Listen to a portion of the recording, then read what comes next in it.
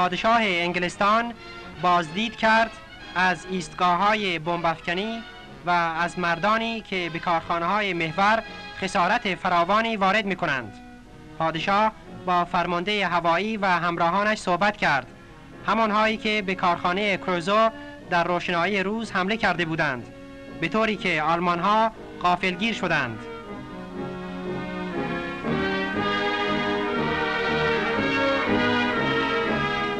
پادشاه از تیپ‌های هوایی بسته به ارتش امریکا در بریتانیا نیز بازدید کرد.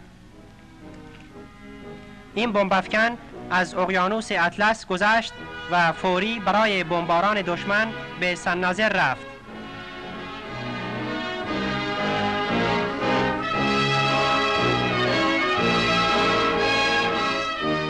پادشاه را در یک اتومبیل جیپ در ایستگاه گردش دادند.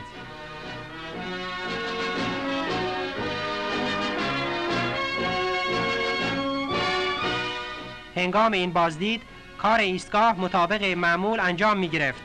هواپیماهای بمب‌افکن پرواز می کردند و در دسته‌های منظم برای سلام فرود می آمدند.